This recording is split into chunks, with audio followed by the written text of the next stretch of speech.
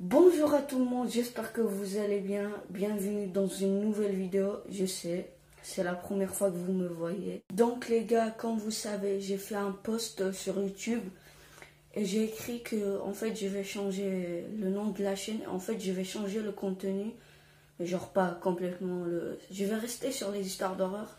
Sauf que en fait, je suis pas obligée de rester sur les animations quoi. Parce qu'en fait ma chaîne elle s'appelait Histoire d'horreur animée. Et j'étais obligée de faire des histoires animées. Et bah ça c'est un peu chiant, voilà.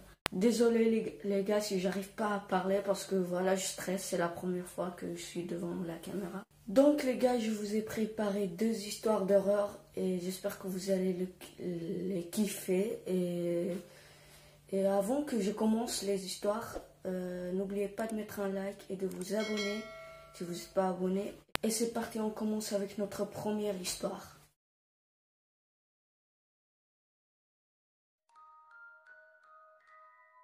Donc notre première histoire, elle parle d'un homme qui habite dans un immeuble. Une nuit, alors qu'il dormait normal, soudain, quelqu'un frappe à sa porte. Le mec se relève pour voir qui a frappé et se dirige vers la porte de sortie. Et le mec ouvre la porte.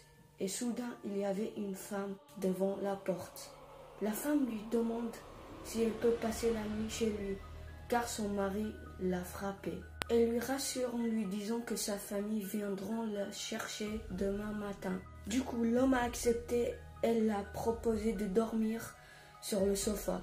Donc, il lui a passé une couverture. Le lendemain matin, il est allé voir la femme si elle est encore là ou bien elle est partie.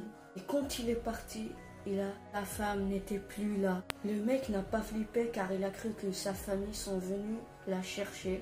Le soir, on frappe encore à sa porte. Le mec va ouvrir et soudain, il voit la même femme. Mais cette fois, elle est marquée de coups au visage. Elle lui demande une seconde fois l'hospitalité. Le jeune homme lui propose de dormir encore chez lui. Le lendemain matin, l'homme s'est réveillé et comme l'autre fois, la femme n'était plus là. Et le même truc se reproduit tout au long de la semaine. Le jeune homme se rend au poste de la police pour expliquer sa situation. Un policier lui montre une photo sur laquelle il y avait la même femme. La police lui explique que cette femme a été battue à mort dans son immeuble par son mari. Ça va bien? Ça fait un peu flipper là. Donc les gars, on passe à notre deuxième histoire qui est vraiment très courte.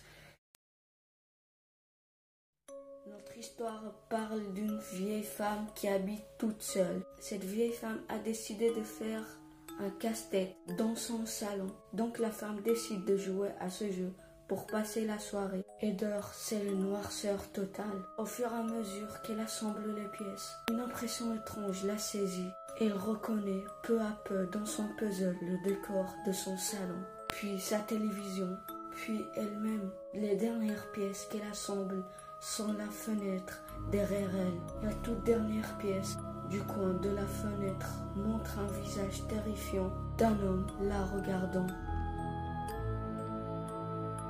Donc les gars, nos deux histoires sont terminées et j'espère que cette vidéo vous aura plu. Et si vous voulez que je continue ce genre d'histoire, n'oubliez pas de liker et de vous abonner si vous n'êtes pas abonné à la chaîne.